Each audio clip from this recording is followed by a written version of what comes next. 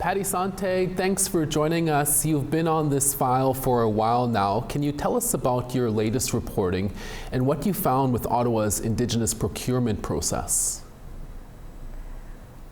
So we're talking about the procurement strategy for Indigenous businesses. And this allocates 5% of all goods and services that the federal government buys. It has to buy from Indigenous owned and controlled businesses.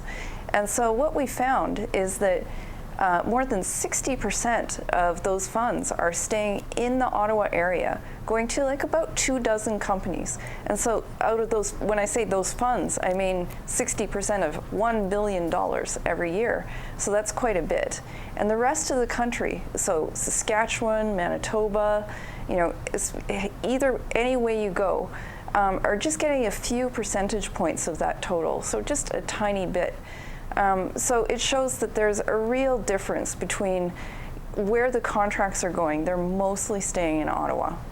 First Nations, Métis, and Inuit leaders have been questioning whether the program is actually benefiting Indigenous businesses for decades. Patti, are you able to say what is being done to ensure it is in the fact Indigenous businesses getting these contracts?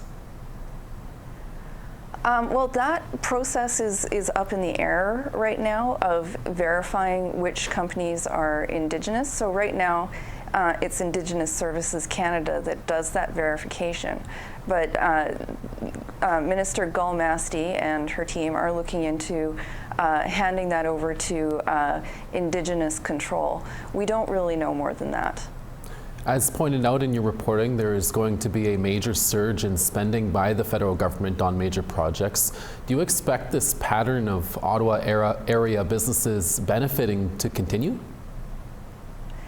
Well, I can't predict either way, but Veldon Coburn, who is a professor here at, or associate professor at McGill University, did say that he was concerned that that's exactly what's going to happen, yeah.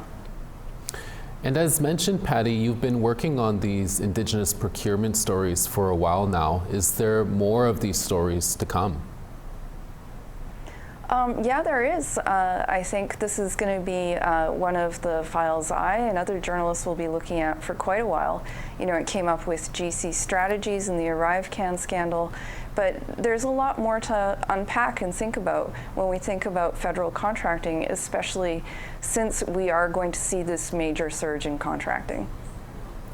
And for our viewers, you can read more about this story by going to our website at aptnnews.ca. Patti, thanks for speaking with us, and thank you for all of your reporting on this.